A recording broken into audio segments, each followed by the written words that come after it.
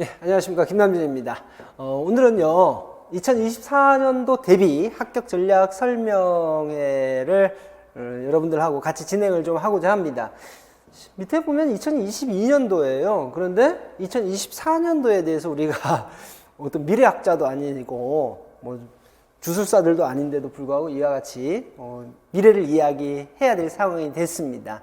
왜냐 그러면 내년 한 해, 2023년도 한 해를 이 시험을 보기 위해서 우리가 또 달려가야 되기 때문에 그런 현상이 좀 벌어지는 거죠. 작년까지는 유아와 초등을 한꺼번에 하나로 묶었고요. 중등을 별개로 또 나눠서 시험 준비 어떻게 할 것이냐를 설명을 했는데, 올해는 유아와 초등 그리고 중등을 한꺼번에 묶어서 좀 설명을 할까 합니다. 그 이유는 올해 그리고 작년도의 출제 경향을 봤을 때 뭔가 같이 고민하고 공유해야 될 부분이 있다라고 제가 생각이 들어서 이와 같이 한꺼번에 좀 설명을 할까 해요. 한번 들어보시기 바랍니다. 첫 번째로 출제 영역하고 배점입니다. 이 부분 왜 또 설명해? 시간 아깝게 라고 생각하실 수도 있겠지만, 이제 초수, 현역이신 선생님들, 그리고 이제 뭐 다른 여러 가지 여타의 이유 때문에 졸업은 했지만 이제야 본격적으로 좀 준비를 해보려고 하는 선생님들이 계시거든요. 그런 선생님들을 위해서 준비를 했다라고 보시면 되겠습니다. 우선 유아특수하고 초등 볼게요. 똑같은 날짜에 보죠. 11월 둘째 주입니다. 11월 둘째 주. 특별한 경우가 아니면 11월 둘째 주에 시험을 실시합니다. 교직 논술, 교육과정, 한국사 이렇게 보는데, 여기서 선생님들이 직접적으로 시험 보는 것은 두 가지다. 그렇죠? 교직 논술하고 교육과정 이렇게 보고, 한국사는 여기에 보시게 되면 한국사 능력 검정 시험으로 대체를 한다. 유예기간이 5년이에요. 유예기간이 5년. 자, 이 한국사와 관련해서는 차치하고요. 교직 논술하고 교육과정에 관련해서 한번 좀 살펴볼 수 있도록 하겠습니다. 교직 논술은 배점이 20점이고 교육과정은 80점이에요. 어이구야, 4배가 차이 나네. 4배. 그쵸? 자, 그런데 교직 논술 역시도 특수교육학의 내용입니다. 특수교육학의 내용이고, 교육과정 역시도 교육과정에서는 이라고 표현하는 게 맞겠죠. 25점에서 30점대는 일반 교육과정이 포함이 됩니다. 많게는 30점까지 올라가요. 그러니까 순수하게 특수교육으로 출제할 수 있는 배점이 몇 점까지냐 그러면 70점까지는 순수하게 특수교육의 범주로 출제를 할 수가 있고, 최대 한 30%까지는 30점까지는 일반 교육과정이 포함이 된다. 이렇게 보시면 되겠습니다.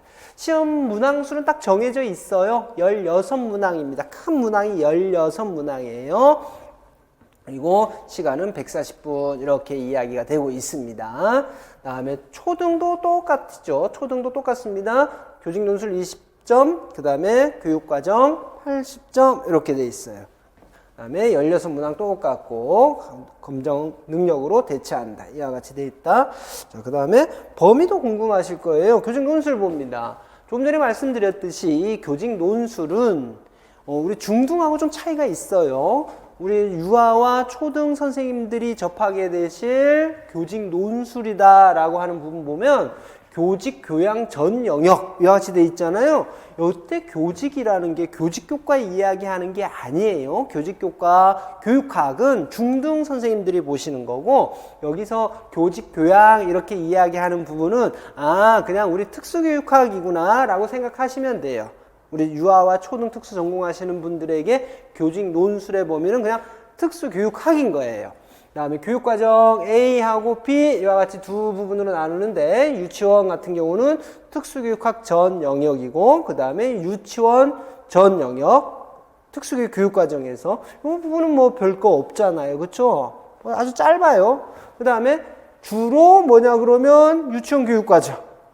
이게 상당히 좀 우리가 누리과정 이렇게 이야기하는 거 있잖아요. 상당히 좀 부담이 되는 영역이죠. 그 다음에 초등은 뭐가 되느냐 그러면 특수교육학 전 영역, 이건 뭐 당연한 거고, 그 다음에 특수교육 교육과정 전 영역 이렇게 돼 있습니다. 이 부분에 대해서는 조금 이따가 더불어서 설명드릴 게 있고, 조금 우리에게 스트레스로 다가오는 게 뭐냐 그러면 초등학교 교육과정 전 영역이라는 부분이 조금은 부담스럽게 다가올 수가 있습니다. 자, 조금 전에 말씀을 드렸듯이 최대 30점의 배점까지도 간다. 올해 29점. 올해라고 이야기하는 건 2023년이에요. 2023년 29점까지가 초등학교 교육과정, 일반 교육과정의 문제였습니다. 그래서 요 부분은 조금 제가 설명드릴 수 있는 게 없잖아요. 그렇죠? 제가 또 섣불리 건드렸다가 여러분들에게 피해가 될 수도 있는 부분이라서 이 부분은 언급 안 하고 저는 주로 특수교육학 전 영역이라는 것하고 특수교육 교육과정 전 영역에 걸쳐서 선생님들에게 어떻게 좀 접근을 해야 되겠다라는 부분을 드리고자 합니다. 이제 중등으로 넘어갑니다. 중등 봤더니 전공 AB, 전공 AB고 교육학이라는 게 있죠. 이게 선생님들 학교에서 우리 사범계열이죠. 대부분 사범계열에서는 교직 과목이라고 이야기하는 부분이 여기에 들어가는 거예요. 그래서 논술형이고 20점입니다. 나머지 전공 AB, 유초등은 교육과정 AB, 우리 중등은 전공 AB 이렇게 나누는데 시간도 90분으로 좀 많습니다. 시험 문항 앞에 A형에서 12문제, 뒤에서 11문제가 주어지는 거죠. 그래서 총 80점. 여기서 20점은 교육학, 80점은 특수교육학 이렇게 되는 거예요. 이제 다음으로 이제 중등 선생님들은 교육학 논술입니다. 조금 전에 우리가 일반 교육과정, 초등에서 일반 교육과정 제가 언급해 드릴 수도 없고 섣불리 언급할 수도 없습니다 라고 이야기 드렸지만 여기 중등에서는 교육학 논술이 저가 그래요. 교육학 논술에 대해서는 교육학을 담당하시는 교수님들이 별도로 계시기 때문에 제가 그 부분에 대해서 언급해 드릴 바가 안 되고 제가 주로 언급해 드릴 부분은 전공 A와 전공 B에 걸쳐서 이야기를 드릴 거다. 전공 A, B 봤더니 뭐가 교과 교육학이면 뭐고 교과 내용학은 뭡니까? 라고 되어 있는데 교과 교육학, 교과 내용학 이렇게 구분하기 쉽게 생각하시면 우선 밑에 교과 내용학부터 말씀을 드리면 더 이해가 쉬울 것 같아요. 교과 내용학이 뭐냐 그러면 교과 내용학은 좀 볼게요. 지금 요거부터 설명드리는 겁니다. 교과 내용학. 교과 내용학은 선생님들이 1, 2, 3, 4학년 거치시면서 지적 장애아 교육, 학습 장애아 교육, 지체 장애아 교육, 그 다음에 지체 장애, 그 다음에 또 의사소통 장애, 시각 장애아 교육, 청각 장애아 교육, 정서행동 장애아 교육, 자폐성 장애아 교육 이렇게 교육 이렇게 돼 있는 거 있잖아요. 그렇죠? 그 부분을 이야기하는 거. 앞에 장애 영역이 붙어 있고 뒤에 교육 이렇게 붙어 있는 부분들이 교과 내용학이에요. 그 다음에 교과 교육학은 뭐냐 그러면 행동 수정 혹은 행동 지원, 그 다음에 전환교육, 그 다음에 특수교육 공학 이런 부분들이 있잖아요. 특별히 장애 영역을 구분하지 않고 있는 내용들을 우리가 교과 교육학이라고 이야기를 하고 있고 이 안에는 뭐가 들어있냐 그러면 이거 한번 보세요. 교육과정이 포함되어 있어요. 포함되어 있어. 법도 포함되어 있는 거예요. 총론 및 교육과정까지, 총론 및 교과 교육까지 다 포함이 되어 있는데 그게 25에서 35%, 그 다음에 땡땡아 교육이라고 했던 교과 내용학이 최대 75% 이와 같이 출제가 된다라고 보시면 돼요. 대략 이 정도로 비율이 실질적으로 맞습니다. 자, 여기까지 해서 봤고 대략 어떤 시험에 대해서 나오는지 보고 이제 우리 선생님들에게 꿈과 희망을 심어드리고 그래야 되겠죠. 우리 할 수 있을까 없을까 이 부분은 우선 좀 고민 좀 해봐야 되겠다. 우선 경쟁률하고 합격선 볼게요. 올해 자료는 아직 안 나왔어요. 올해 자료는 안 나왔기 때문에 2020년, 21년, 22년 3개 년도에 걸쳐서 경쟁률은 어느 정도 됐고 그 다음 1차 시험, 이제 2차 시험까지는 볼 필요도 없죠. 그쵸? 인터뷰라든지 이런 부분들이 있는 거라서 객관적인 지표는 될 수가 없어요. 그래서 2020년서부터 1차 시험에 한해서만 보게 되면 우선 초등입니다. 초등 보시게 되면 경쟁률이 4.2에서 2021년에 3.8, 2022년에 4.8 이렇게 해서 대략적으로요. 초등은 4에서 5대 1 수준입니다. 초등은 4에서 5대 1 수준 이렇게 되더라라고 보시면 돼요. 밑에 보셔도 거의 똑같아요. 경기 지역 어느 지역이든지 간에 조금씩 차이가 있죠. 대표적으로 서울하고 경기 지역을 선생님들에게 보여드리는 거예요. 4 혹은 5대1, 많으면 5대1, 보통 4대1 수준 이렇게 된다. 그럼 1차 합격은 100점 만점 중에서, 아까 100점 만점이었잖아요. 100점 만점 중에서 어느 정도일까? 커트라인입니다. 커트라인.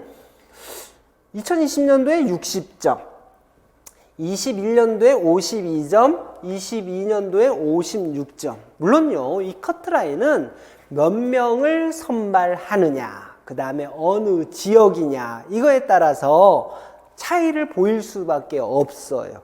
올해 같은 경우는 시험 난이도도 상대적으로 쉬웠다라고 평가가 되고 뽑는 인원도 별로 없었거든요. 그래서 지금 선생님들이 보시는 1차 합격선보다 점수가 많이 올라갔어요.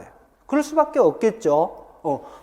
많이 뽑지 않는 데다가 난이도가 상대적으로 낮았다 그러면 점수가 쑥 올라갈 수밖에 없잖아요. 그래서 선생님들이 경쟁률은 대략 한 4대1 수준이다 이렇게 보시면 되고, 최근의 경향으로 봐서는 합격하기 위해서는 무조건 70점은 넘어야 된다. 전제 조건은 올해 수준으로 해서입니다. 올해 수준으로 해서 70점 정도는 넘어야 좀 기다려볼까, 2차 준비해볼까 라는 마음을 가질 수가 있다. 이렇게 생각하시면 되고, 이제 중등 한번 보시면요. 중등 한번 봅니다. 마찬가지로 서울과 경기를 중심으로 해서 살펴볼게요. 보시면 경쟁률이 7, 6, 5 이렇게 돼 있고, 경기 같은 경우 6, 5 이렇게 돼 있습니다. 중등은 대략적으로 7대1 수준 이렇게 보시면 돼요. 7대1, 8대1 수준이다 라고 보시면 됩니다. 그 다음에 1차 합격선 보면 서울 지역 같은 경우 71, 67, 71. 경기 한번 볼까요? 경기 봤더니 71, 63, 71. 큰 차이 없죠? 큰 차이 없죠. 이것도 마찬가지로 초등하고 똑같아요. 어느 지역이냐, 그 다음에 얼마나 지원했느냐, 그 해의 난이도는 어떻느냐에 따라서 조금씩 차이는 있을 수밖에 없습니다만, 대략적으로 보게 되면 마찬가지로 70점대는 돼야지, 좀 기다려 볼 만하다, 2차를 준비해 볼 만하다. 올해서부터는 인원이 좀 많이 줄었잖아요. 그렇죠? 인원이 줄다 보게 되면 난이도가 평상시 정도다라고 생각하면 점수 어떻게 될 거다? 당연히 높아질 수밖에 없어요. 이런 부분들은 점수가 높아질 거다, 낮아질 거다. 지금 수준 그대로 유지되면 뽑는 인원이 줄어들었기 때문에 커트라인은 올라갈 수밖에 없을 것이다 라고 생각하는 게 더 바람직한 전망이 아닌가라고 생각이 듭니다.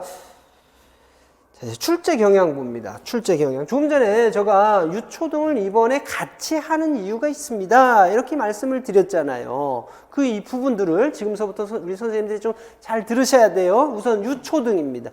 중등 선생님들도 같이 들으셔야 돼요. 같이 들으셔서 어떠한 변화가 있는지 보셔야 됩니다. 왜냐 그러면 중등 선생님들도 초등 기출문제들 다 풀어보셔야 되잖아요. 그렇죠? 준비를 하기 위해서는. 자, 유초등부터 갑니다.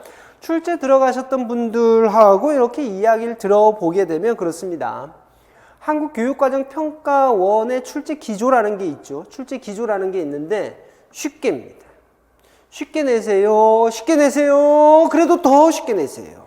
이게 한국교육과정평가원의 기조입니다. 출제 기조는 쉽게 출제하는 것이다. 그래서 지금 2개 연도에 걸쳐서는 문제들이 상대적으로 쉬웠습니다. 유아는 더 쉬웠죠. 유아는 더 쉬웠었고요. 초등 같은 경우는 작년도에 비해서 올해가 더 쉬웠어요. 자, 그런데 이 전반적인 출제 기조라는 건 한국교육과정평가원에서 쉽게 내세요라고 이야기한다라는 것이고, 이제 실질적으로 출제 들어가신 출제위원분들이 어떻게 출제를 하느냐, 어떤 분들이 들어갔느냐에 따라 또 이게 달라져 버릴 수가 있어요. 우리 학교 현장을 잘 아시는 분들이 들어갔다라고 하게 되면 다소 좀 쉬워집니다. 그러니까 학교 현장이라는 것은 여러분들을 지도해 본 교수님들을 이야기하는 거예요. 이 정도 수준이면 돼 라고 하는데, 근데 항상 대학교 교수님들이 여러분들을 지도하고 계시는 교수님들이 출제를 들어갈 수 있는 건 아니에요. 대학에서 몸담고 있는 대학이 어떠한 행사를 하고 있다, 뭔가를 준비하고 있다 라고 하게 되면 출제를 미룰 수밖에 없거든요. 그러면 사범 계열이 아닌 그냥 다른 곳에 있는 분들이 출제를 들어가기도 해요. 그러면 여러분들이 배우고 있는 거하고는 조금 맞지 않는 그런 부분들이 출제가 되기도 합니다. 그분들 수준에서는 쉽다라고 하지만 우리들 입장에서는 다소 어려워질 수 있는 그런 문제가 생겨버리기도 하죠. 어쨌든지 간에 한국교육과정평가원에서 이야기하는 바는 출제는 좀 다소 쉽게 하는 것을 기조로 하고 있다. 두 번째 한번 봅니다. 기출 변형 문제 중심이다라는 겁니다. 유아, 특수, 그 다음에 초등 특수. 원래 우리 문제를 보게 되면 유아 새로운 문제 거의 없음, 초등 2점 있음. 이 정도예요. 2점.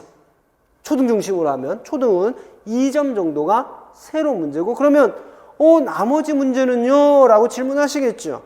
다 과거에 출제됐던 문제입니다.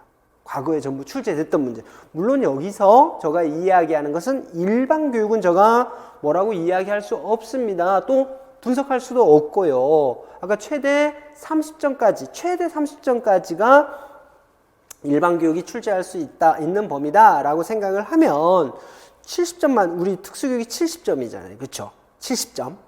그리고 그 중에서 2점, 즉 68점은 기존에 나왔던 문제 살짝 바꿔서 나온 정도입니다 라는 거예요. 어때요? 해볼만 하지 않겠습니까? 아까 커트라인 어느 정도라고요? 70점 정도 되면 기대해볼 만합니다 라고 했습니다. 오구야?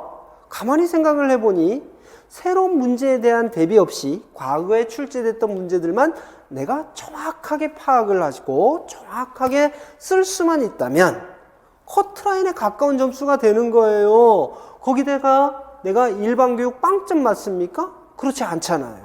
그렇죠? 물론 특수도 다 맞는다라는 보장은 없습니다만 내가 기본적으로 특수를 해놓고 일반 한 반만 맞아도 충분히 합격할 수 있는 점수다라는 것을 여러분들이 지금 느끼실 수가 있을 겁니다. 그만큼 기출이 중요해졌다 이렇게 생각하시면 됩니다. 자, 다음에 유아하고 초등은 전공 AB가 아니라 어떤 표현 쓴다고요? 교육과정 AB라는 표현을 씁니다. 자, 그런데 어떻습니까? 교육과정이었나요? 아니요. 알고 보면 전부 뭐의 문제다? 전공 문제다라는 겁니다. 전공 알아야 무슨 교육과정 문제를 풀죠. 그렇죠? 그래서 전공이라고 교육과정이라는 틀은 사용하고 있지만 알고 보면 전공 문제다라고 이야기하는 겁니다. 그만큼 특수교육학에 대한 교육과정 말고 특수교육학에 대한 이해, 공부가 상당히 필요하구나라는 것을 우리 선생님들이 아실 수가 있는 겁니다. 자, 이거 세 가지 가장 기본적인 거 명명백백하게 드러나는 사실이에요. 그렇다면 똑같은 수준으로 공부를 했다 그러면 원래 내가 합격하느냐 합격하지 못하느냐는 뭐에 의해서 결정될 수밖에 없느냐? 일반 교육과정이에요. 이 30점에서 내가 몇 점을 획득해내느냐라는 부분이 원래 내가 합격하느냐 못하느냐를 결정하게 됩니다. 그러면 1번, 2번, 3번은 뭡니까? 남들도 다 그 정도는 할 수 있다라는 겁니다. 내가 어려운 거 상대방 맞으면 난 떨어지고 그 사람 붙는 거 아닙니까? 에이, 제가 모르는 건요. 특수에서 나가 너무 처음 봐. 너무 어려워. 다른 사람도 마찬가지예요. 그런데 공부하는 데 있어서요. 어떤 선생님들은 일반 교육 하거든요. 나는 너무 벅차서 안 하는데 다른 선생님들은 하시는 선생님이 많으세요. 대부분 해요. 또 열심히 하시고. 그래서 1번과 2번과 3번은 기본으로 하시고 혹여 4번 일반 교육과정 난 포기하고 갈래 라고 생각하셨던 선생님들이 계시면 결코 있어서는 안 되는 이야기다. 자, 그러면 이제 또 부담을 가졌습니다. 어떤 부담이냐? 아이고 4번 때문에 내가 합격하느냐 불합격하느냐가 결정된다면 일반 교육과정에 목숨 걸어야 되는 거 아닙니까? 그쵸? 저는 그렇게 생각할 것 같아요. 그런데 안 그렇습니다, 선생님들. 일반 교육과정 하게 되면 우리가 초등 특수를 이야기를 하면 초등특수의 가장 대표적 초등특수 교육과정을 공부하는 전공이 뭐예요? 교육대생들, 그쵸? 교대생들 말이에요.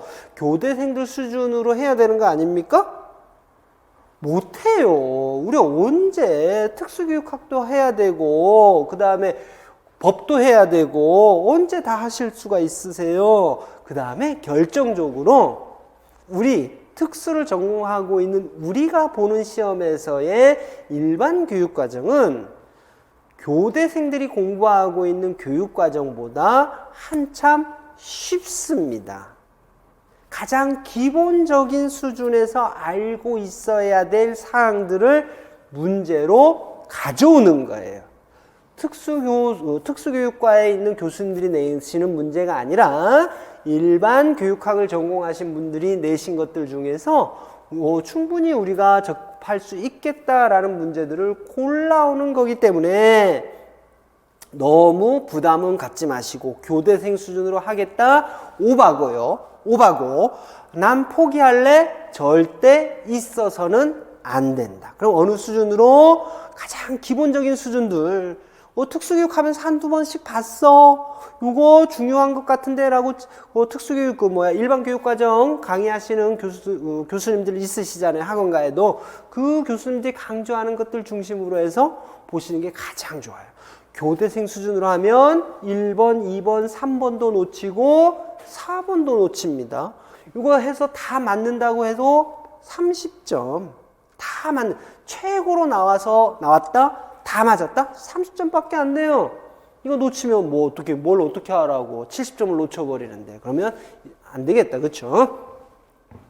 다음 보겠습니다. 이 부분들은 지금 선생님들이 원래 나왔던 문제들, 이와 같이 교육과정도 나오고 있죠. 그쵸? 그래서 전부 교육과정 문제들이에요. 지금 보고 계신 부분들이 교육과정 부분들.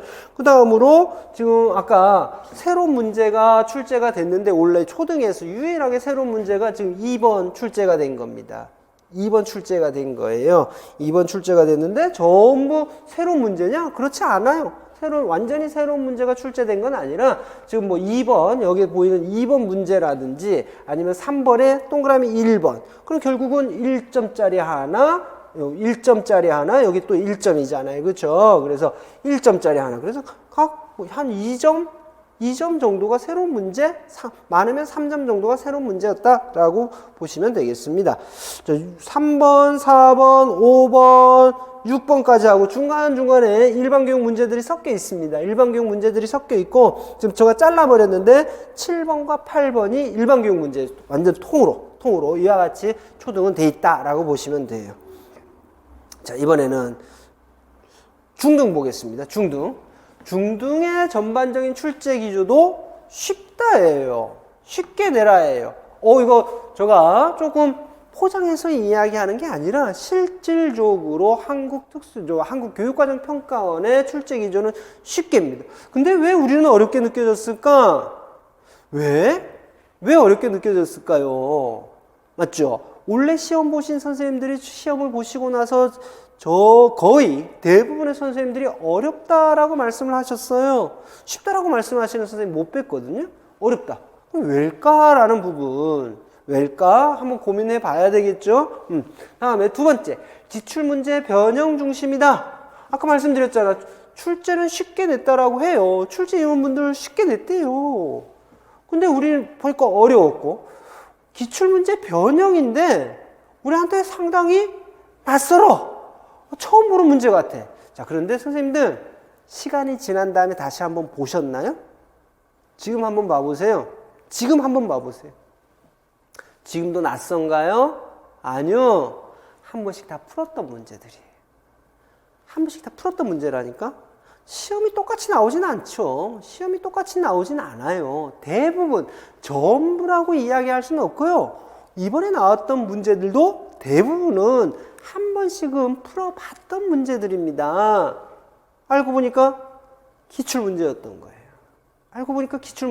거예요. 변형됐던 문제들인 겁니다. 자, 그렇다고 해서 완전히 과거에 출제됐던 문제들이 다 변형돼서 나온 거냐? 아니에요. 3번입니다.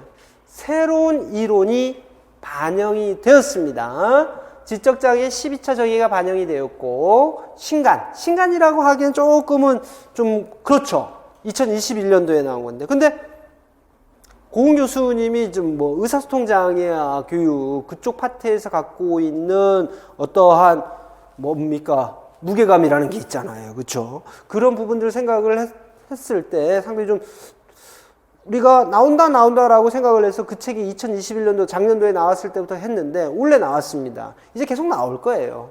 우리 초등 선생님들 이것 때문에라도 들으셔야 돼.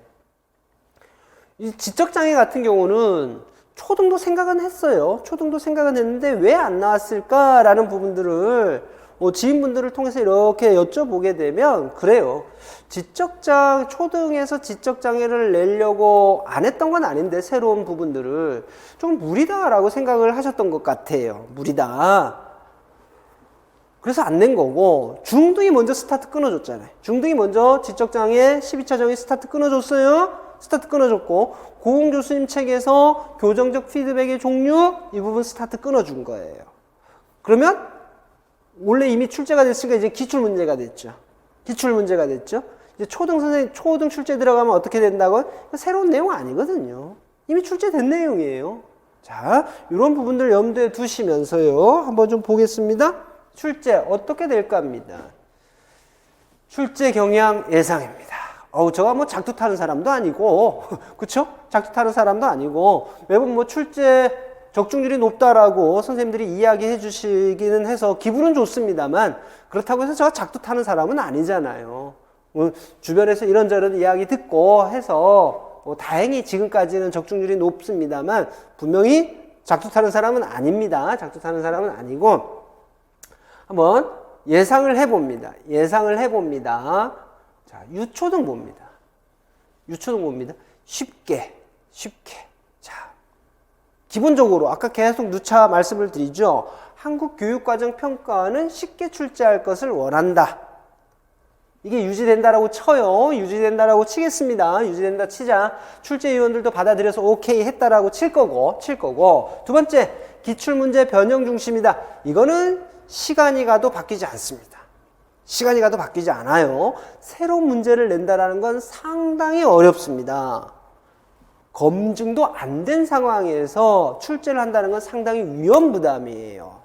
아주 명명백백하게 이거는 뭐 100명이 덤벼들어서 풀더라도 누구나 다 이거야 라고 하는 문제는 너무 뻔하기 때문에 또 꺼림칙하고 그래서 문제다운 문제를 내는데 새로운 문제 이거죠. 문제다운 문제를 낼 건데 새로운 문제를 낸다는 건 상당히 부담스러워요. 그러다 보니까 기출문제를 살짝 바꾸는 수준은 계속될 거다. 자, 그러면 이제 세 번째입니다. 교육과정이라고는 하지만 아까 뭐라고 표현을 했죠? 교육과정의 틀을 빌려서 전공문제 내고 있다. 이렇게 이야기를 했잖아요. 자, 그럼 전공문제 나오겠네? 중등 보십시오. 중등에서 새로운 이론 반영해서 냈다라고 이야기를 드렸죠, 이거. 그쵸? 이 부분이 이제 뭐가 돼버렸다? 기출문제가 돼. 쫙 가는 거죠, 이렇게. 쫙 가는 거죠. 이렇게 가요. 그러면, 저도가 원래 경험한 바에 의하면, 이거 초등 나올만 하다 해서요, 중등 나올만 하다라고 해서 중등 모의고사에 냈던 상당한 부분의 문제들이 초등 시험에 나왔습니다. 뭘 이야기하죠? 선생님들 감이 오세요? 다시 한번요. 중등 시험에 나올만 하다. 초등 수준에서 초등 시험 출제 들어가신 분들은 좀 꺼리겠는데? 라고 생각을 하면서 중등에 출제했던 상당 부분의 문제들이 초등 시험 문제에 그대로 나왔습니다. 야, 이거 합쳤으면 저 아마 적중률 100% 됐을 거예요. 이렇게 갔어요. 이렇게 갔어. 중등은 전공이거든요. 중등은 전공입니다, 선생님들. 유초등은 뭐였죠? 교육과정이었어요. 저는 전공 문제로 냈는데 그 문제를 가져가서 유초등에서 내는 거예요. 그러니까 전공 공부 하셔야 된다.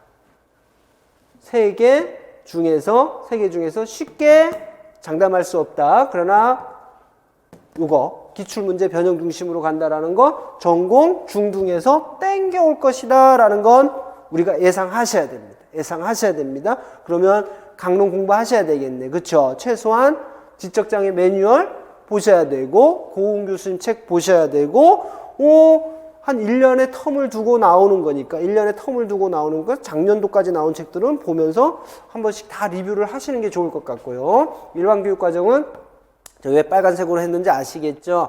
당락 결정하더라. 이렇게 되어 있습니다. 다음에 중등부입니다. 중등은 뭐 할까? 변하지 않는 것, 전체적인 출제 기조 안 변한다 그랬습니다. 쉽게 라는 부분. 우리가 못 느낄 뿐. 그렇죠? 우리가 느껴야 되는데 우리가 못 느껴. 그러나 전반적인 출제 기조 나온다. 그래서 요 1번과 관련해서 우리 중등 선생님들이 고민하셔야 될 거.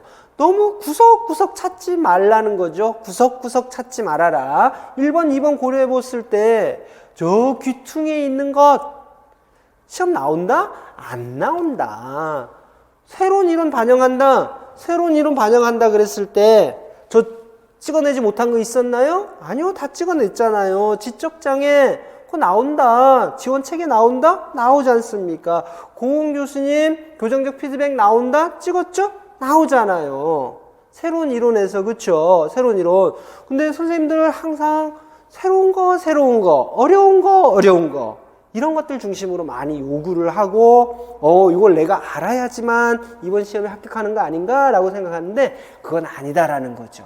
자, 그러면 이제 한번 중등은 출제 기조 쉽게 나오니까 구석진대 거 뭐 남들 모르는 영어 써가면서 하는 그런 거 필요 없다.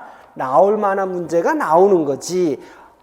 안 나올 만한 문제는 전혀 죽었다 깨라도 안 나옵니다. 출제 기출문제 철저하게 준비하자. 새로운 거 나올 만한 것들로 중심으로 해서 뽑아서 공부하자. 이렇게 생각하시면 되겠다. 그렇죠? 중등 선생님들은 유초등 선생님들에 비해서는 어쨌든지 간에 이 새로운 우리가 흔히 우리들끼리 신강론 이렇게 이야기하는 거 있지 않습니까? 그 부분에 대해서는 다소 더 넓고 깊게 공부하실 필요는 분명히 있는 것 같습니다. 자, 그렇다면요. 이와 같이 출제 경향이라는 부분까지도 파악했고 예상도 했습니다. 이야, 어떻게 출제가 바뀌었는지도 이야기해드렸고 이거에 대해서 이렇게 준비하십시오라고까지도 말씀을 드렸는데 그대로 안 하면 이상한 거 아닙니까? 문제점이 뭔지도 발견을 했는데 그 문제점에 따른 방안이라는 부분을 수립하지 못하면 그 또한 이상하다라고 생각합니다. 지금서부터는 방안에 대해서 말씀을 드리죠. 우선 유초등 봅니다. 논술은 교육학이 아니라 그랬습니다. 특수교육학입니다. 첫 번째, 재료부터 준비하자 그랬습니다. 내 총 쏘고 싶어. 총 쏘려면 뭐가 있어야 된다? 총알이 있어야죠. 우리 유초등 논술에서의 총알 혹은 재료, 음식에서의 재료는 뭐가 되느냐 그러면 전공 공부가 되는 겁니다. 전공 공부입니다. 논술을 위해서 따로 준비해야 되는 내용이라는 건 없어요. 무슨 이야기인지 아시겠죠? 그 다음에 배점 기준 파악하자라는 겁니다. 배점 기준 한번 봅니다. 배점 기준이 도대체 뭡니까? 처음 들으시는 선생님들. 이거 시험지예요. 실질적으로 2023년도에 시험지인데 맨 밑으로 쭉 내려오다 보면 배점 나와 있죠. 그렇죠? 배점. 이 부분을 꼭 확인하셔야 된다라는 거예요. 논술 내용, 이게 아까 조금 전에 이야기했던 총알, 재료, 음식 재료 이야기하는 게 15점이에요. 큰 덩어리로는 3개 혹은 4개가 출제됩니다. 3개 혹은 4개 영역이, 3개 혹은 4개의 문제가 출제가 되는 거예요. 물론 또 이 안에 보게 되면 소소한 것들이 이렇게 얼기설기 합쳐져 있는 경우들도 있죠. 다음에 밑에 논술이 체계라고 되어 있습니다. 체계 한번 볼까요? 5점입니다. 이것만 지켜도 5점 주겠다. 평균 보통요 논술 15점 잡거든요. 15점. 그거 5점 그냥 주는 거예요. 15점 중에. 그럼 그게 뭘까? 글의 논리적 체계성이라는 부분 3점이고 맞춤법, 어휘, 문장의 적절성 2점. 이거 뭐지? 라고 생각하실 수가 있어요.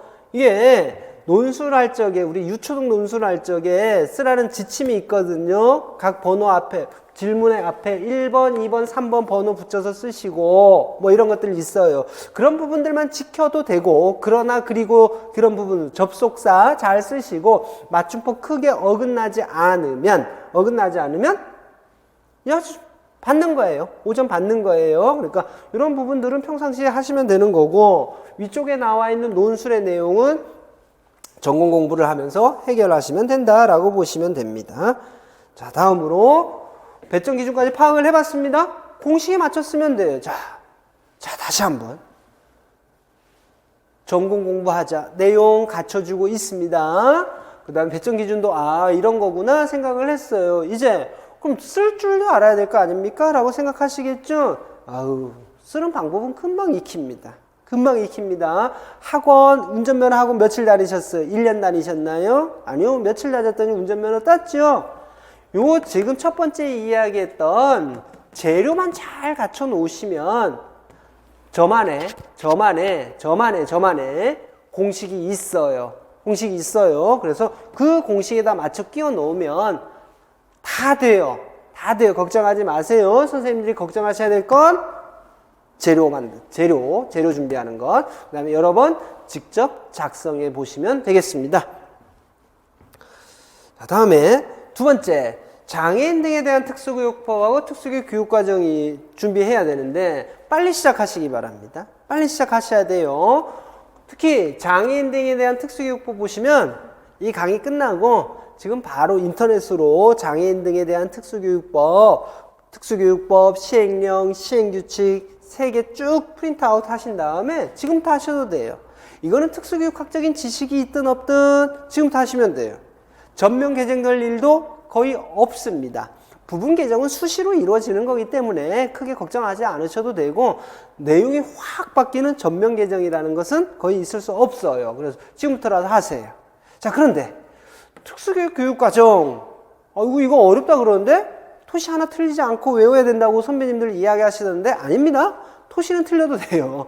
토시는 틀려도 되는데 지금은 아니에요. 지금은 아직 2015 개정교육과정을 사용하고 있는데 새로운 교육과정이 발표가 될 거예요. 근시일 내에 원래대로 하면 12월 달 내에 발표가 될 겁니다 라고 했는데 아직 발표가 안 됐어요. 이거는 스톱 여러분들께서 홀드해 두시고 우선 장애인 등에 대한 특수교육법 지금부터라도 바로 right now 하시면 되는 거고 지금 시작하신 다음에 계속 가셔야 돼. 이거 한 번 외웠다고 해서 계속 남아있는 거 아니거든요.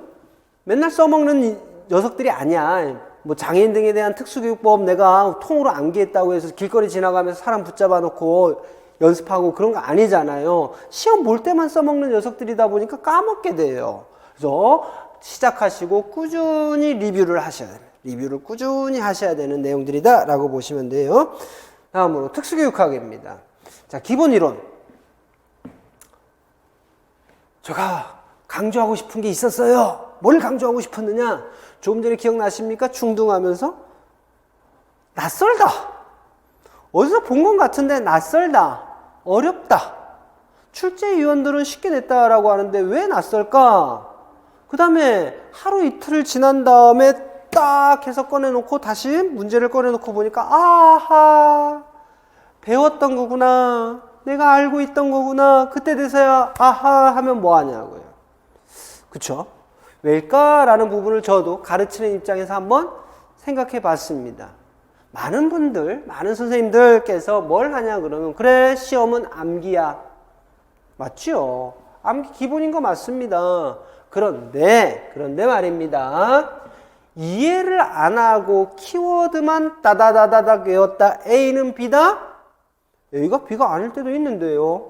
그때는 어떻게 하실랍니까? A와 B 사이에 뭔가를 찍어놨습니다. 이 사이를 벌려놨어. 이 사이에 뭐 오만 거 다 집어넣어서 A와 B를 설명을 했습니다. 상당히 낯설걸요 아마. 아마도 이번 시험에서 중등 시험 문제를 보면서 낯설다, 어렵다 라고 느끼시는 선생님들께서는 이와 같은 케이스들이 아니었는가 저 개인적으로는 생각을 해봅니다. 그래서 암기는 기본인데 이해한 후에 암기하셔야 됩니다. 그래야지만 어떠한 변형 문제가 오더라도 해결할 수가 있어요. 여러분들이 알고 있는 선에서 문해력이라는 것을 동원을 시키게 되면 해결할 수가 있는데요. 우리는 시험은 암기지. 암기가 짱이지.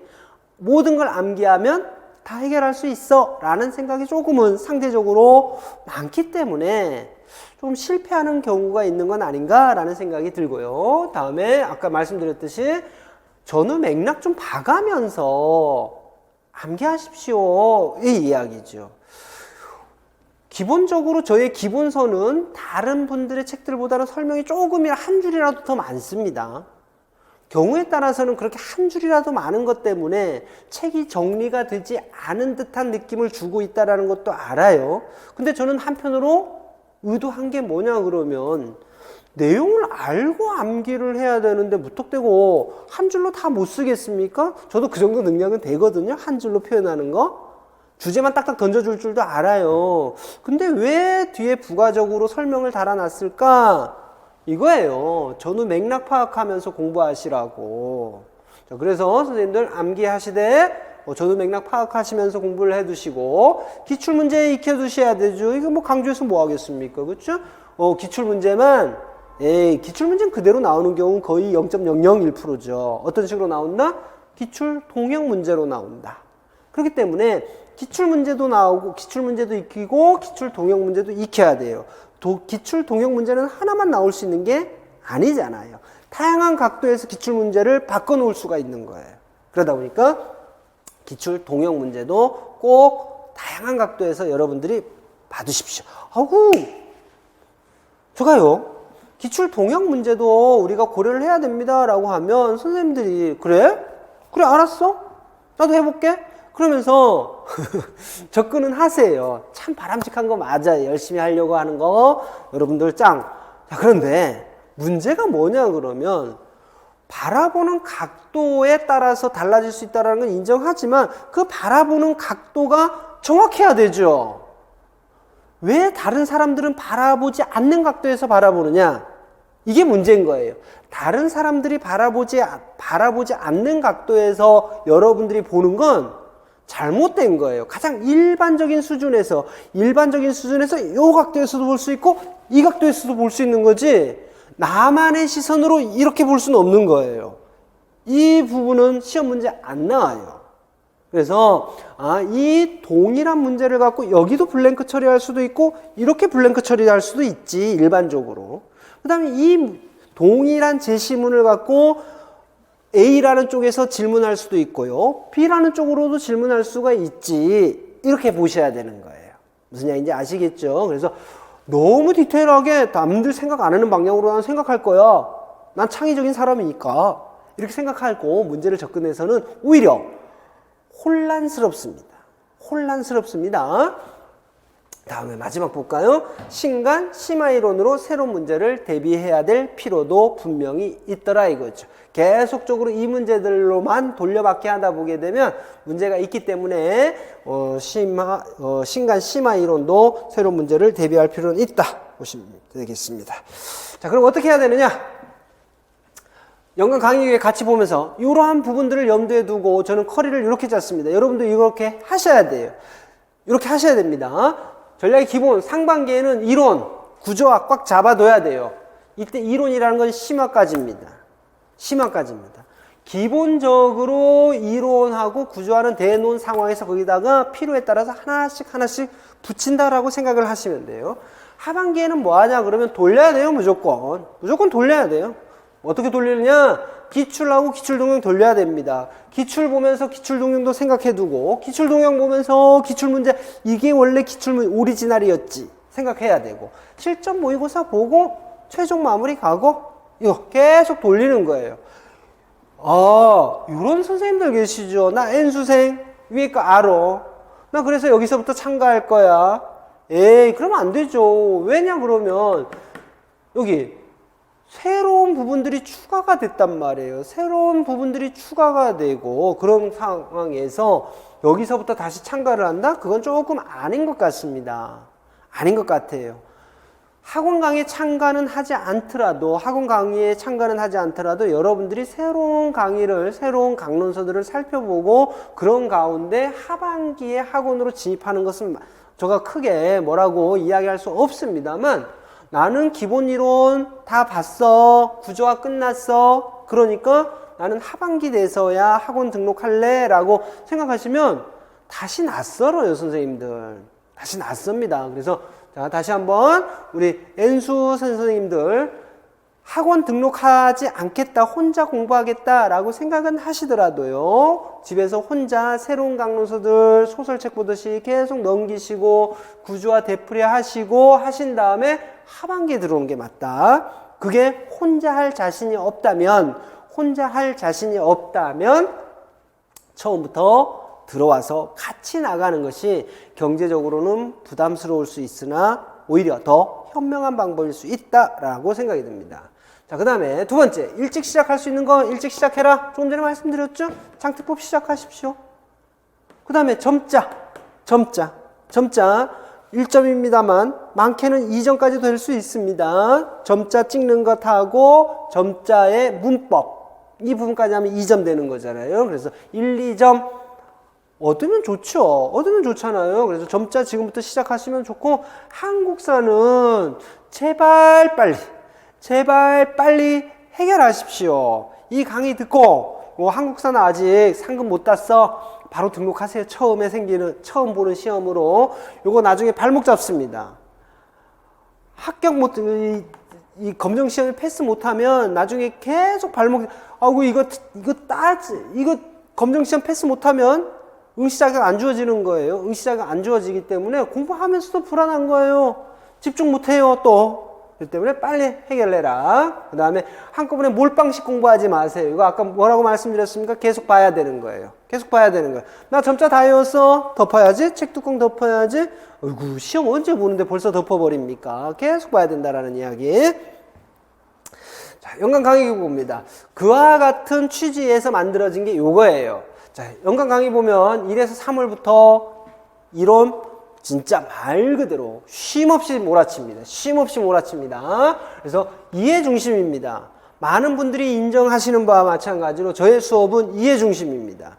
외울 거는 대놓고 외우라고 이야기합니다. 저는 방법이 없다, 이게 사실이기 때문에 사실을 어떻게 이해시키겠니? 라고 이야기하면서 외울 건 그냥 외우게 합니다. 그 외에는 저는 철저하게 이해 중심입니다. 이 부분은 많은 선생님들께서 모두 동의하는 부분입니다. 그 다음에 영역별 구조화시켜야 되죠. 그렇죠? 구조화시켜야 됩니다. 어떤 내용 할 거냐? 당연히 기본 이론입니다. 기본입니다. 심화 말고 당연히 아셔야 될 내용입니다. 라는 것 중심으로 이론할 거고, 그 다음에 기본 이론 공부하면서 아까 제가 외울 건 외우라고 한다라고 말씀을 드렸잖아요. 그래서 주요 출제 영역도 제가 확인시켜 드립니다. 저희 책에는, 저희 기본서에는요, 시험 나왔던 거 표시 안 돼 있어요. 집어넣을까 말까 지금 몇 해 동안 고민하고 있는데 결론은 안 집어넣습니다. 왜 안 집어넣느냐? 저 사람이지 않습니까? 시험 나왔던 거를 아는 건 좋지만 유독 거기에만 눈이 돌아가요. 기본 이론 때는 다 보셔야 됩니다. 그래서 고민하다가 출판사에 넘길 때까지 고민하다가 최종적으로 다 빼버립니다. 그 이유예요. 기본 때는 다 보셔야 됩니다. 왜? 그게 토대예요. 어떤 식의 변형이 있더라도 문제를 해결하기 위해서는 다 하셔야 되는 거지. 출제됐던 거는요, 조금 지나서 기출 과정 들어가면 출제됐던 거 다 알아요. 굳이 먼저 출제됐던 거 먼저 알아서 뭐 하시게. 기본 이론 때는 기본을 다지는 시기다. 두루 알아야 되고 탄탄하게 알아야 되는 시기다 라고 생각하시면 속 편할 겁니다. 다음으로 이와 같이 할 거고, 주요 특징 봅니다. 워크북 드립니다. 여러분들 혼자 하기만은 힘들어요. 그래서 각 영역별로 워크북 드릴 거고요. 여러분들 열심히 하고 있나 확인하려고 형성평가 볼 거예요. 영역별로 형성평가 볼 겁니다. 특강도 실시할 거예요. 빠르면 빠를수록 좋기 때문에 장애인 등에 대한 특수교육도 빨리 할 겁니다. 우선 초반에 여러분들이 어느 정도 안정감 됐다 싶으면 바로 시작할 거고, 특수교육 교육과정은 지금 준비 중에 아직 발표 안 됐잖아요. 발표되고 학자들이 어느 정도 분석이라든지 어떤 부분들이, 저 역시도 공부를 해야 되지 않습니까? 여러분들만 처음인 게 아니라 특수교육 교육과정은 저도 처음인 거예요. 저도 어느 정도 공부가 끝나서 여러분들에게 설명해도 되겠다라는 준비 과정 거치면 가장 빠른 시간 내에 여러분들에게 설명을 해드릴 수 있도록 하겠습니다. 교재는요 1에서 4권으로 바뀌었습니다. 1에서 4권으로 바뀌었습니다. 이 모든 걸 위해서 1권에서 4권으로 다 갈라놨고 옆에다가 날개라는 부분을 두고 이론적인 부분, 용어에 대한 설명이라든지 책들 간의 비교. 어떤 학원 선생님들께서는 거기다가 기출문제 써주시던데, 저는 아까 말씀드렸죠. 그거에 대해서는 저는 좀 반대다. 이렇게 이야기를 드렸습니다. 그래서 이런 책에서는 이렇게 설명하고 이런 책에는 이렇게 설명하니까 비교해라. 이런 부분 혹은 동의어입니다. 우리가 특수교육학이 상당히 응용학문이기 때문에 용어들이 상당히 혼란스러워요. 그런 부분들을 동의어입니다. 라는 부분들을 정리를 해서 제시해 주는 식으로 해서 전부 개정이 되고 있습니다. 그래서 구판 사용은 불가하고 심판으로 사용을 하셔야 된다는 것 말씀을 드리고, 이게 지금 새롭게 나오는 책이에요. 이와 같이 쌈박하죠? 그리고 저의 강의명도 과거에는 김남진 특수교육학 이렇게 했는데 이제는 김남진 코르셋 특수교육학이에요. 코셋이라고 저는 원래 코르셋 이렇게 했는데 코셋이라고 발음하는 게 좋겠습니다. 코르셋 속옷 이렇게 연상이 돼서 좀 그렇습니다 라고 하셔서 저도 코셋이라고 할게요. 들어보시면 좋습니다. 코리아 스페셜 에듀케이션 티처 약자예요. 그래서 대한민국의 특수교사가 되시고자 하시는 분들이 많이 듣고 접했으면 좋겠다라는 취지에서 이 부분을 저의 브랜드화 시키기로 했습니다. 그래서 새롭게 나오는 책들은 이와 같이 해서 4권이 새롭게 발행이 된다라고 보시면 됩니다. 이제 3에서 6월 들어가게 되면 뭐 해야 되겠습니까? 기출문제 볼 겁니다. 자, 기출문제가 중요하니까 기출문제 시작을 하는데 심화 언제 배웁니까? 각 영역 들어가기 전에 심화합니다. 신강과 심화 다 해요. 지금 선생님들이 보시는 거는 확정된 것만 이렇게 보여드리는 거예요. 확정된 것만. 확정된 거고 1월에서 6월 사이에 뭔가 조금 있는 용어로 네임밸류 있는 책이 나왔다? 봐야 될 만한 책이 나왔다 그러면 여러분들에게 해드립니다. 요점 정리해서 해드립니다. 그런데 우리 선생님들 보시면 하반기에 나온 책들까지도 강의 안 합니까? 라고 문의하시는 선생님들 많거든요. 압니다. 불안해서 그런 거 압니다. 근데 출제될 가능성 거의 없다라고 보시면 돼요. 출제될 가능성. 저도 역시도 하반기 발행되더라도 조금은 있는 책들은 다 살펴보고 여러분들에게 이야기를 해드리고 있으니까 너무 걱정하지 마시고 지금 이와 같이 행동지원, 지적, 지체, 의사소통, 청각장애와 관련해서는 픽스시켜 놓은 게 있어요. 이와 같은 부분들은 기본적으로 전부 심화과정 혹은 신간에 대한 리뷰 전부 이루어지고 나서 이루어질 것이다 라고 생각을 하시면 되겠습니다. 들어가기 전에 할 거예요. 각각의 영역에 들어가기 전에 하든지 아니면 끝난 다음에 추가적으로 하든지 이와 같은 부분들을 통해서 전부 한다라고 보시면 됩니다. 자, 제가 느끼는 거, 그래서 꼭 하는 것이 있습니다. 꼭 하는 게 뭐냐 그러면 제일 보시면 기출 재구조와 모의고사입니다. 이거 꼭 합니다. 선생님들은 저한테 와서 뭐라고 이야기하시냐 그러면 저 기출 진짜 열심히 했습니다. 모든 거 다 압니다. N수생들도 마찬가지예요. 그럼 한번 봐볼까요? 그래서 기출 재구조화 문제가 뭐냐 그러면 기존에 나왔던 기출 문제를 뽑아서 제가 새로운 문제로 바꾸는 것도 아니에요. 기출 문제 그대로 내는 거예요. 조합만 새롭게 하는 거죠. 출제해 봅니다. 그럼 100점 나와야 되잖아요. 100점 안 나와요. 이상하죠? 왜 그럴까요? 선생님들 한번 생각해 보시기 바랍니다. 그 다음에 개별 첨삭 실시한다. 이렇게 보시면 되겠습니다. 일단 기출문제집 기존에 나왔던 거 그대로 사용하고 사용하고 원래 나왔던 부분들만 새롭게 추가해서 프린트로 나눠드립니다. 아까 기본서에는 올해 시험까지 2023년도 시험까지 전부 반영이 됐어요. 반영이 됐고 기출문제집은 아직 반영이 안 됐으니까 프린트로 나눠드린다라고 보시면 되겠습니다. 다음에 6, 8을 보시기 바랍니다. 6, 8을 보시면 기출 동형 문제풀이 합니다. 영역별로 돼 있어요. 영역별 기출 동형 문제예요. 그래서 영역별 기출 동형 문제 했다. 여기도 마찬가지죠. 동형 문제입니다. 동형 문제. 가장 출제 가능성이 높아요. 저는 장담합니다. 이 기출 동형 문제집 작년까지만 해도 별도로 판매를 했었는데 판매되었던 책에 나와 있는 내용만 풀어도 합격해요. 그 정도예요. 뭐라 말씀드렸습니까? 지금에 나오는 문제는 전부 변형 문제다라고 이야기를 드렸잖아요. 그래서 지금 원래 다시 개정해서 낼 생각이지만 기출 동형 문제도 마찬가지로 뭘 할 것이다? 재구조와 모의고사를 실시할 겁니다. 똑같은 취지예요. 선생님들이 얼마나 꼼꼼하게 공부했나를 스스로 셀프 체크할 수 있는 기회를 제공하는 겁니다. 그 다음에 여기도 마찬가지로 개별 첨삭을 합니다. 자, 여기 보시게 되면 새롭게 제가 포함시킨 게 이 과정입니다. 새롭게 포함시켰어요. 새롭게 9월 동안에 5주 동안에 뭐를 포함시켰냐 그러면 조금 전까지는 영역별이었고 기출 중요하다 그랬지 않습니까? 그래서 연도별 기출 문제 풀이를 집어넣습니다. 하루에 1년치씩을 모두 풀어버립니다. 하루에 1년치씩입니다. 그래서 봤더니 총 5주 하면 10개 년도를 풀 수가 있습니다. 2014년서부터 2024년까지. 1년치라는 게 뭘 이야기하는 겁니까? 궁금하시죠? 하루에 1개 정도 풀 겁니다. 유, 초, 중 3개 학급을 풀 겁니다. 그래서 제가 명명하기를 113 전략이다 라고 이야기를 하고자 합니다. 하루에 1개 학년도 3개 학교급을 전부 해결해서 마무리하고자 한다. 113 전략이다. 113 어디서 많이 들어보셨죠? 이때는 지금 연도별 기출문제 프린트, 이게 뭐 별건 아니고 이게 뭐 엄청나게 뭐 책으로 되어 있는 건 아니라 우리 한국교육과정 평가안에 올라와 있는 거 있잖아요. 그거 보시면서 하시면 되는 거예요. 그래서 이 부분은 우리가 기출을 강조하고 있는 상황에서 다시 한번 리뷰를 하고자 하는 것이다. 다음에 10월에서 11월 봅니다.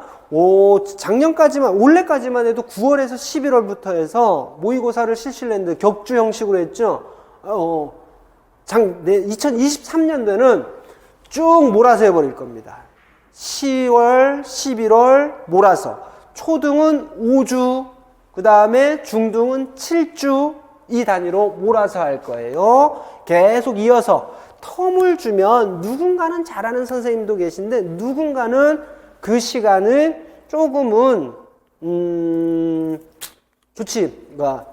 뭐라고 이야기합니까? 건설적으로 사용하지 못하시는 선생님들도 계세요. 그러다 보니까 쭉 몰아서 할 거다. 실전 대비 모의고사 이 부분 한다. 개별 첨삭 당연히 하는 거고요. 사회 한다. 초등입니다. 사회, 유초등 4회, 파이널 특강 1회 이렇게 하는 거죠. 초등 4회, 파이널 특강 1회. 11월 첫째 주입니다. 파이널 특강은 2주 차에 시험 보니까. 그 다음에 한번 보세요. 작년, 그러니까 올해 수강했던 분들에게 드렸던 영상, 모의고사 문제 그대로 다 풉니다. 어차피 새로운 문제 다 개발해야 되기 때문에 여러분들에게 드려요. 저는 새로운 문제를 개발해야 되기 때문에 푸는 거지만 여러분들은 받아보시게 되면 참으로 신기한 거 많이 느끼실 겁니다. 이렇게 적중 많이 했나?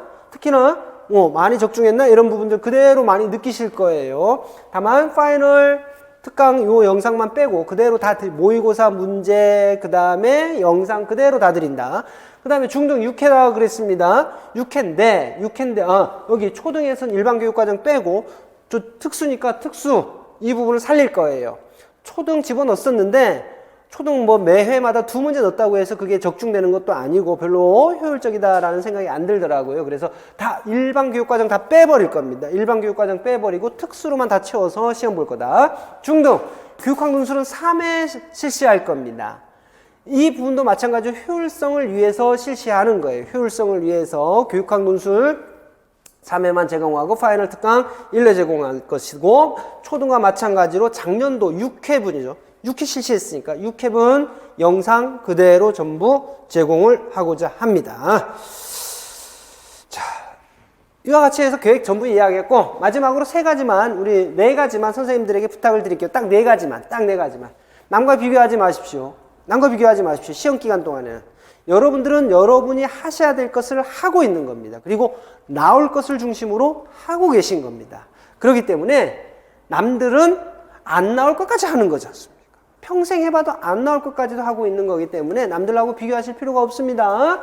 다음에 자료 욕심내지 마시기 바랍니다. 자료 많다고 공부 잘하는 거 아니에요. 가방 빵빵하다고 공부 잘하는 거 아닙니다. 그래서 자료 욕심내지 마시고 해야 될 것만 정확하게 하세요. 똑같은 이야기입니다. 여러분 하도 많이 봐서 그래요. 다음에 진도 미루지 마세요. 특히 인강 들으시는 선생님들. 인강 들으시는 선생님들 한 번 밀어버리면 따라가기 힘듭니다. 따라가기 힘듭니다. 진짜로. 한 번 수업, 하루 수업이 7시간, 8시간이에요. 그 하루 미뤘다가 다음 시간 것까지 같이 들으면 14시간, 16시간입니다. 가만히 앉아서 듣기 힘듭니다. 그래서 진도 미루지 마시기 바랍니다. 자, 열심히 하라는 이야기죠? 자, 그런데 마지막에. 미국에서 그런 이야기 있다 그러죠? 놀지 않고 공부만 하면 잭과 같이 된다고. 잭이 바보를 이야기하는 거예요. 하루 이틀 만에 끝날 일이 아닙니다. 하루 이틀 만에 끝나는 일이 아닌 거 다 아시잖아요. 1월 달에 시작한다 손치라도 11월 달까지 가는 거예요. 긴 여정입니다. 그러니까 너무 공부만 할 생각 마시고 중간중간에는 쉬어주는 시간도 반드시 갖고 계셔야 됩니다. 너무 긴장하지 마시고요. 친구들하고 어울리기도 하고 집안 식구들하고 어울리는 시간도 갖고 가셔야지만 11월까지 좋은 컨디션으로 갈 수가 있습니다. 무슨 이야기인지 아시겠죠? 자, 여전히 여러분들만의 코르셋이라는 옷을 입기 바랍니다. 코르셋 저예요. 그 다음에 대한민국의 특수교사가 되시기 바랍니다. 제가 이와 같은 자리를 마련하는 것도, 그 다음에 여러분들에게 쓴소리를 하는 이유도 전부 이것밖에 없습니다. 위에 건 부가적인 거고 밑에 거요. 밑에 거 조금이나마 좋은 선생님들 되시라고 하고 있다는 것 알아주셨으면 감사하겠습니다. 긴 시간 동안 저의 합격 전략 설명에 들어주심에 감사드립니다. 감사합니다.